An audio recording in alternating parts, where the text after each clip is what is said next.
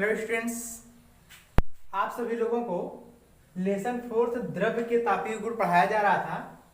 इसमें आप लोगों को बॉयल तथा चार्ल्स के नियम, ताप और ऊष्मा के बारे में अध्ययन कर चुके हैं। नेक्स्ट पार्ट 3 हमारा है। ठीक है, हमारा अगला टॉपिक है इसमें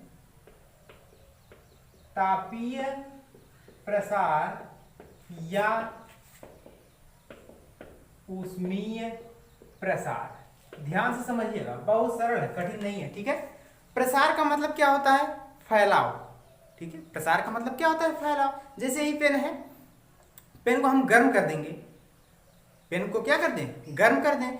गर्म करने के बाद यह इसकी अवस्था बदल जाएगी ना, आकार तो बदलेगा ही, पिघल जाएगा। पिघलने के बाद इसमें कुछ बढ़ोतरी होगी, तो जो भी वृद्धि होगी वही प्रसार होता है। ठीक है, जैसे लोहा ही है, लोहे को क्या कर दिया जाए? गर्म कर दिया जाए तो उसमें कुछ न कुछ प्रसार होगा। रबड़ है, रबड़ को अगर गर्म कर दिया जाए तो उसमें कुछ न कुछ प्रसार होगा। यानी जिन वस्तुओं को गर्म करने पर उसमें वृद्धि होती है वही आपका क्या कहलाता है? प्रसार कहलाता है। लेकिन हमारा तापीय प्रसार, ऊष्मीय प्रसार किसी धातु के लिए ही होगा। ठीक है, तो क्या कहेंगे इसमें? देख लीजिए ध्यान से परिभाषा। किसी वस्तु कैसा होना चाहिए? धातु भी होना चाहिए। धातु अधिकांशतः धातु होना चाहिए। तो किसी वस्तु यानी धातु को गर्म करने पर उसमें हुए प्रसार को तापीय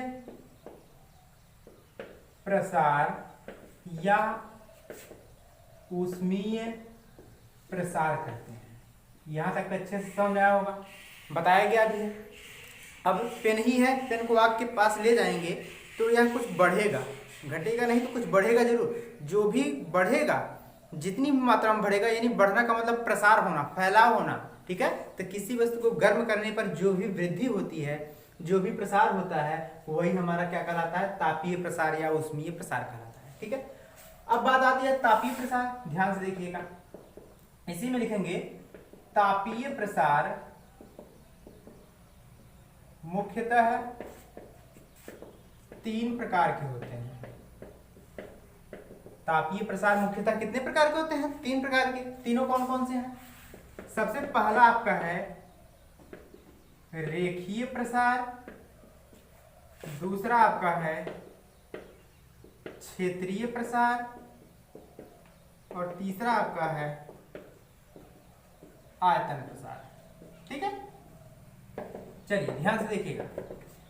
रेखीय प्रसार, इनके समझने के लिए हम ट्रिक बता रहे हैं। रेखीय का मतलब एक रेखा होगा, ऐसे गेस लगाइए। रेखीय का मतलब एक रेखा, रेखा मतलब क्या? लंबाई ही तो इसकी नाप सकते हैं।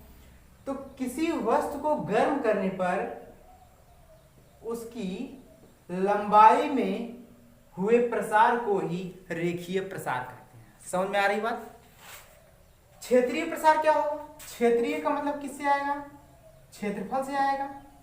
प्रसार कब होगा? जब किसी धातु की छड़ को गर्म करेंगे। यानी जब किसी धातु की छड़ को गर्म करते हैं तो उसके क्षेत्रफल में हुए प्रसार को क्षेत्रीय प्रसार कहते हैं।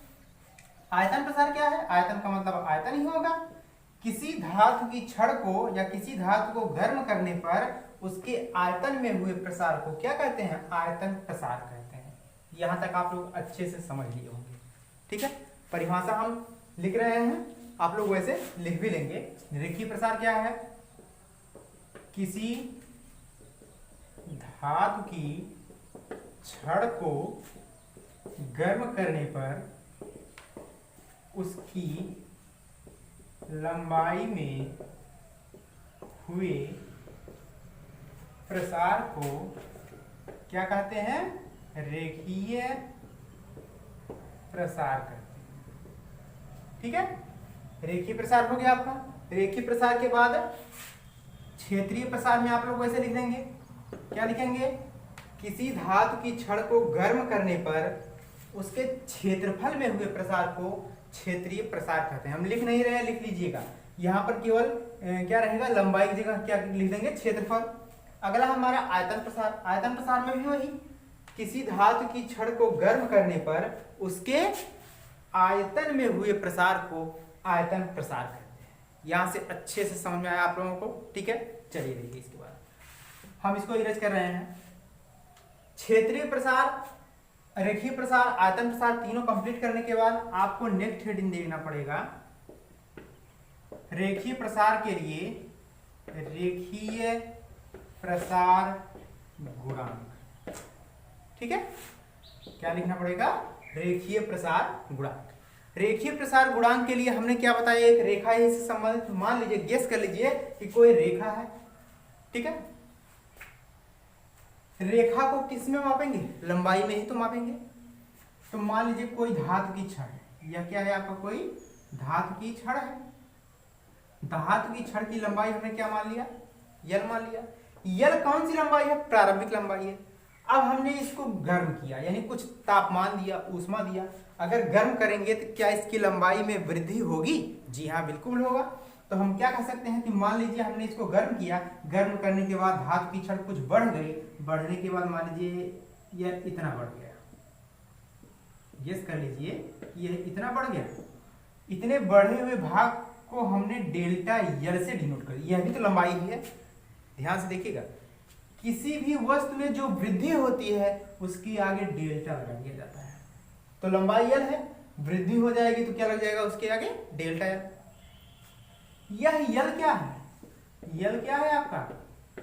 प्रारंभिक लंबाई, यानी लंबाई ही तो प्रारंभिक है। और डेल्टा यल क्या है? अंतिम लंबाई मत कहिएगा। यह डेल्टा यल क्या है?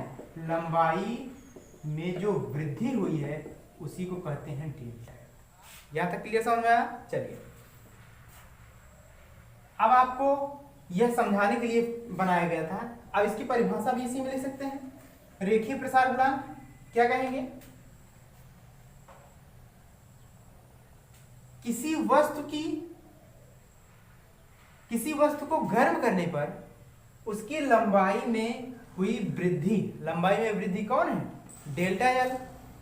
यह अनुक्रमानुपाती होता है या समानुपाती होता है प्रारंभिक लंबाई की, तथा यही लंबाई में वृद्धि उसके ताप में वृद्धि के भी अनुक्रमानुपाती होता है। तापमान को T से, लेकिन डेल्टा लग जाएगा। डेल्टा का मतलब क्या है? ताप में वृद्धि। डेल्टा का मतलब लंबाई में वृद्धि, क्योंकि यहाँ पर यल है, यहाँ पर T है। T का मतलब ताप से आ जाएगा, यल से मतलब लंबाई का आ जाएगा। तो आप लोग यहाँ पर हम लिख रहे हैं डेल्टा यल अनुक्रमानुपाती यल के और डेल्टा यल अनुक्रमानुपाती डेल्टा टी के। चलिए, डेल्टा यल क्या है? लंबाई में हुई वृद्धि है। यल क्या है? प्रारंभिक लंबाई है। डेल्टा टी क्या है? ताप में वृद्धि। तो क्या इसकी परिभाषा बनेगी बताइए? किसी वस्तु का रेखीय प्रसार गुणांक, किसी वस्तु का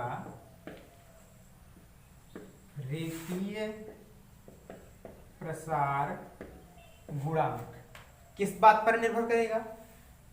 वस्तु की लंबाई में वृद्धि या धातु की लंबाई में वृद्धि, या धातु वस्तु लिखे हैं तो वस्तु ही ले लीजिए। वस्तु की लंबाई में हुई वृद्धि किस पर, किसके समानुपाती है? लंबाई में वृद्धि प्रारंभिक लंबाई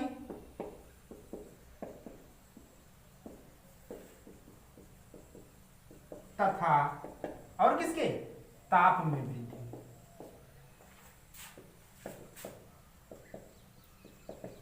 ये क्या है? समानुपाती होता है, चाहे अनुक्रमानुपाती लिखिए। यहां तक क्लियर हो गया आपका? अच्छे समझ में आया? चलिए, दो समीकरण प्राप्त हुआ होगा आपके पास, यानी यहां पर लिख दीजिएगा उसको हम समझाने के लिए। यहां पर क्या नीचे लिखेंगे? अर्थात डेल्टा यल अनुक्रमानुपाती यल के, यह पहला है, और डेल्टा यल अनुक्रमानुपाती डेल्टा टी, यह दूसरा है। अब समीकरण एक और दो से ध्यान देखिए।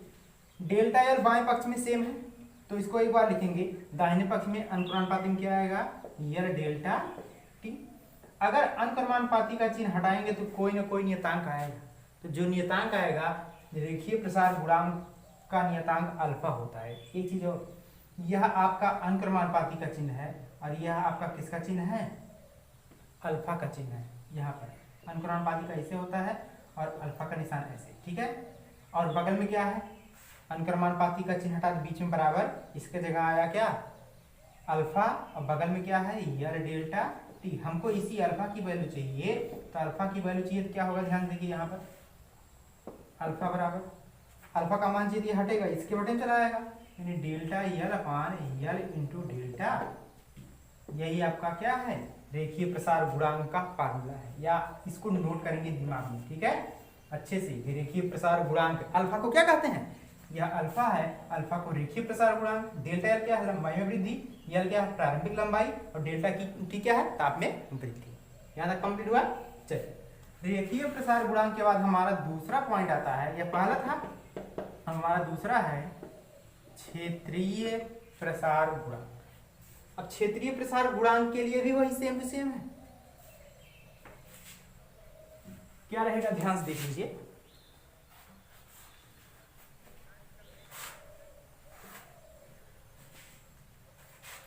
हमारा अगला क्या है, दूसरा वाला क्षेत्रीय प्रसार गुणांक। चलिए क्षेत्रीय का मतलब क्या होता है, क्षेत्रफल से, तो क्षेत्रफल को किससे डिनोट करते हैं, ए से, और क्षेत्रफल में वृद्धि को डेल्टा ए से, और ताप में वृद्धि को डेल्टा टी से। देखिए ताप तो निर्भर करेगा, ताप तो सबके लिए रहेगा, क्योंकि बिना तापमान के उसमें वृद्धि होगी ही नहीं।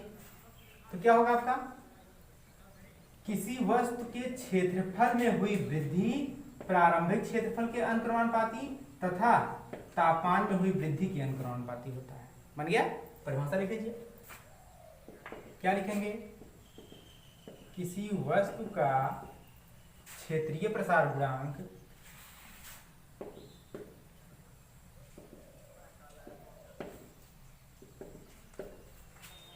किसी वस्तु का क्षेत्रीय प्रसार गुणांक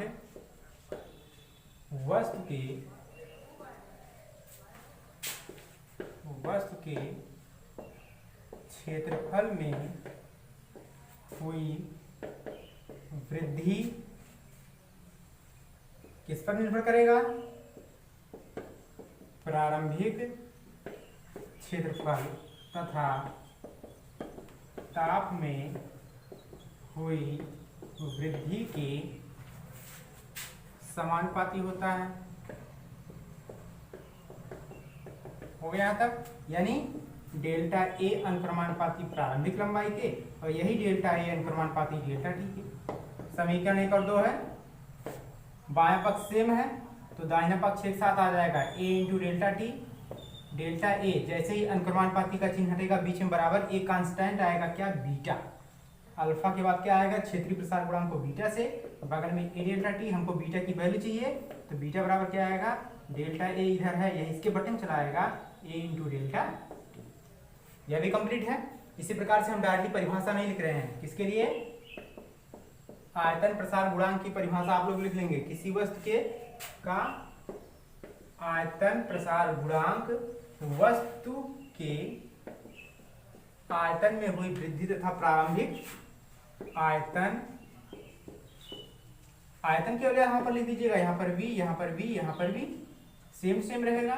निगमन आप लोग कर लेंगे, बताने की जरूरत नहीं है, ठीक है। यहाँ पर बीटा नियतांक नहीं आएगा, आपके बार क्या आएगा, गामा, यहाँ पर आ जाएगा आपका गामा को आयतन प्रसार गुणांक डेल्टा वी, और यह बटे में चला आएगा वी इंटू डेल्टा।